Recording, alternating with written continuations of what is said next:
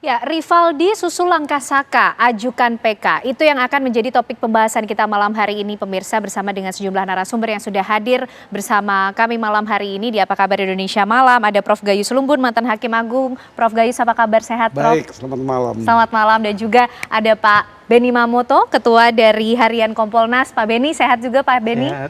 Dan juga bergabung melalui sambungan Zoom ada kuasa hukum dari Rivaldi, Kak Cindy Sembiring. Selamat malam, Kak Cindy. Selamat malam. Dan juga tentunya ada Bang Farhad Abbas, kuasa hukum dari Saka Tatal. Bang Farhad, selamat malam. Selamat malam. Selamat malam Prof. Gayus, selamat malam Pak Beni, selamat malam Cindy. Oke, Kak Cindy, sebenarnya inti yang dipersoalkan dalam permohonan peninjauan kembali yang diajukan oleh Rivaldi ini apa? Apakah terkait dengan tidak ada sangkut pautnya Rivaldi dalam kasus kematian Vina dan Eki karena Rivaldi itu bukan Andika? Ya, baik, terima kasih. Kami akan tetap bertahan pada argumen kami yang pertama ya. Dalam setiap statement kami muncul itu selalu menyatakan bahwa adanya suatu kesalahan dalam pembuatan BAP ya kan, yang dibuat oleh pelapor yaitu Pak Rudiana yang menyebutkan Rivaldi itu Andika. Sebenarnya penyebutan Andika itu kan sudah di awal ya pada saat Pak Rudiana melakukan pelaporan. Setelah itu akhirnya saksi mahkota ya kan, yang dimana kelima orang itu adalah saksi dari Rivaldi, dan Rivaldi juga saksi dari kelimanya kan gitu. Ya selalu menyebutkan semuanya diurut itu adalah namanya Andika. Nah itu baru berubah itu pada saat adanya saksi yang bareng dengan kejadian itu si Liga Akbar yang sudah menyebutkan namanya Rivaldi.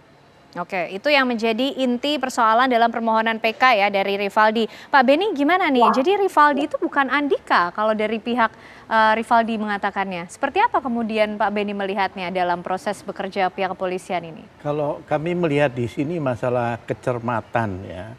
Kecermatan karena penyidik ketika memeriksa ya untuk mendalami, ketika disebut satu nama itu harus dipastikan identitasnya, bahkan sampai aliasnya. Jadi namanya A alias ini dan itu disebut semua. Kemudian juga tentunya didukung dengan identitas yang ada di KTP, sehingga secara pasti orang ini identitasnya seperti ini. Nah kami melihat di sini di BAP yang ada, bahkan sampai di pengadilan pun ketika diuji, kenapa tidak konsisten. Nah ini tentunya menjadi masalah tersendiri. Sehingga ada celah untuk dilakukanlah upaya-upaya untuk nanti katakanlah ini sebagai temuan, sebagai kalau dari pihak lawyer mengatakan ini sebagai novum. Tetapi nanti kan masih diuji di persidangan, apakah itu masuk novum atau tidak. Tapi kami mencermati dalam banyak hal, masalah kurang cermatnya ini terlihat sekali. Tidak konsisten, kemudian tidak didalami. Kami kalau sebagai pemeriksa dulu, ketika seseorang menyebut satu nama, kami kejar. Dari mana kamu dapat ininya, sehingga nanti kami cek, terkonfirmasi betul, bahkan KTP-nya dapat, maka BAP ini selanjutnya bunyinya pada awal belum, tetapi BAP lanjutan sudah langsung terkonfirmasi bahwa yang dimaksud itu adalah ini, identitas ini, NIK-nya ini, alamatnya dan sebagainya. Oke, jadi itu yang dicermati ya Pak ya. Betul. Poin pencocokan data itu Betul. menjadi satu hal yang esensial Betul. di awal pemeriksaan. Bang Farhad, kemarin Jumat ini JPU sudah menolak seluruh permohonan PK dari Saka Tatal. Dikatakan bahwa terlihat adanya tidak konsisten. Kemudian ini bukan novum baru karena sudah tertera di tahun 2016. Seperti apa? Jadi kan gini, intinya PK yang kita ajukan ini kita tidak mengakui adanya kejadian pukul memukul itu, bahwa itu adalah kecelakaan murni. Kalaupun ada mengatakan itu hanya penambahan kalimat bahwa kalau keterkaitan Saka Tatal hanya memukul satu kali, kok dia tidak terlibat di TKP kedua ketiga, dari mana penggunaan pasal 340 tersebut. Nah tapi jaksa penuntut umum seolah tidak konsisten. Dia beda yang kutipan tentang putusan pertimbangan hakim yang kita ambil dengan dengan kalimat itu bahwa memang Saka Tatal tidak berada di TKP pada saat kejadian dan dianggap salah tangkap lah kira-kira seperti itu. Nah, saya bacakan kembali ya. Inti daripada hal yang mengejutkan saat itu bahwa unsur 340 tidak terpenuhi karena memiliki unsur subjektif, perencanaan, motif. Masih ada 3 daftar pencarian orang, ya, Andi, Dani, Peggy alias Peron yang fiktif dan tidak ada. Bahwa keterangan Saka yang disampaikan berita acara pemeriksaan pada tahap penyidikan diperoleh dari hasil penyiksaan. Nah itu, ini catatan. Nanti kita akan hadirkan saksi dari tokoh hak asasi manusia juga pada hari Rabu nanti. Bahwa keterangan anak Saka Tatal disampaikan pada berita pemeriksaan tahap penyidikan diperoleh dari hasil penyiksaan. Bahwa penyidikan dilakukan kepolisian Kota Cirebon melanggar ketentuan yang berlaku atau non prosedural. Ya, kemudian bahwa itu aja yang saya sampaikan dulu. Kemudian jaksa kan ini kan kasus menarik ketika polisi yakin Peggy itu benar Peggy, ternyata Hakim Eman Sulaiman mengabulkan pra peradilan membebaskan Peggy. Oke. Nah, dan kita mengirim surat juga perlindungan hukum kepada Jaksa Agung. Nah, kemudian kepada Jaksa Agung. Kemudian jaksa ini sepertinya masih terpengaruh dan tidak terpengaruh dengan kejadian hasil saat ini. Di mana kita menganggap jaksa tidak melakukan eksaminasi terhadap putusan ini, gitu. Masih menggunakan hasil yang lama, jadi tidak ada perubahan. Tidak melihat perkembangan terakhir dengan bebasnya Peggy. Oke. Oleh karena itu, rencana Senin kami akan melaporkan jaksa-jaksa yang menuntut mereka tinggi, ya, ke Kejaksaan Agung, ke Dewan Pengawas atau Jaksa Agung Muda Pengawasan untuk diperiksa. Mereka menuntut orang berdasarkan bukti-bukti yang minim, bahkan tidak menghadirkan saksi penting yaitu Aib dan Dedi hanya berbicara sumpah saja. Kemudian mereka hanya bangga ketika hakim menjatuhkan hukuman berat kepada seluruh terpidana.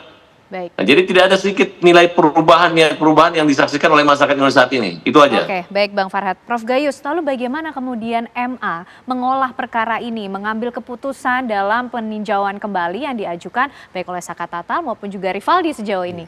Jadi kalau kita lihat tujuan PK atau peninjauan kembali sebagai instrumen hukum, itu didasarkan kepada memberikan hak ajasi manusia. Itu utamanya, sehingga hak ini melekat di kehidupan orang. Kalau dia bersalah, dia harus dihukum. Tetapi kalau dia tidak bersalah, harus dibebaskan. Nah, mengenai PK ini disyarat 3 hal. Yang pertama, kalau ada bukti baru, keadaan baru, itu mungkin bisa merubah apabila keadaan ini sebelumnya tidak pernah dipersoalkan di sidang-sidang pemutus perkara. Sehingga kalau saja ketika itu dibahas mungkin tidak dihukum. Kedua, adanya pertentangan putusan atau bukti. Tapi bagi saya mungkin yang satu lagi adalah mengenai ada kelalaian hakim yang nyata. Yang kedua ini terus tiga-tiga dibatasi dengan waktu itu secara administratif peradilan. 180 hari sejak ditemukannya bukti baru. 180 hari sejak diputuskan perkara ini dan telah sampai beritanya kepada yang bersangkutan. Dua-duanya begitu.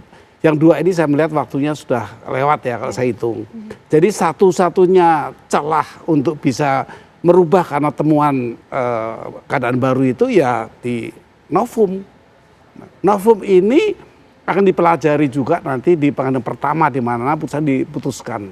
Pengadilan setempat itu disebut sebagai yudek faksi, peradilan fakta. Nah di sana akan diolah dulu dalam waktu 14 hari ketika menerima permohonan ini, ketua pengadilan setempat harus membentuk majelis.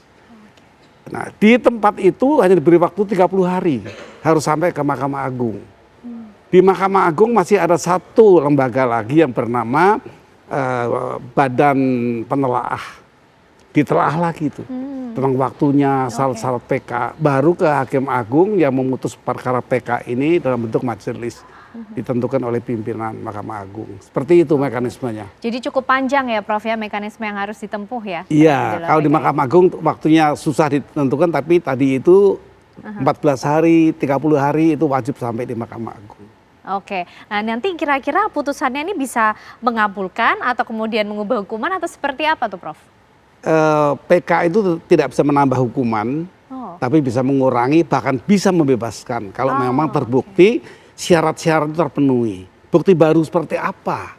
Ya, saksi merubah keterangan itu hak ingkar, hak diam itu dilindungi. Tetapi kan ada semua kaitan-kaitan yang akan digunakan secara instrumen hukum untuk bisa menjelaskan. Seperti bukti. Bukti ada dua kan. Bukti barang bukti dan syarat bukti yang memang ditentukan oleh undang-undang. Jadi ada dua bukti yang akan dipadukan nanti. Oke. Seperti itu. Jadi banyak juga yang perlu dilalui ya. Tetapi kalau yang dilalui cukup beralasan memang ini bukti baru, ya itu tentu dan banyak dibebaskan. Oke, baik Prof. Termasuk kita juga ingin tahu kalau kemudian Rivaldi mengajukan peninjauan kembali, memang bukti apa yang kemudian sudah dimiliki Kak Cindy oleh teman-teman untuk bisa menjadi novum baru dalam kasus ini. Kami akan hadirkan perbincangan lebih lengkapnya nanti untuk Anda pemirsa usai jeda.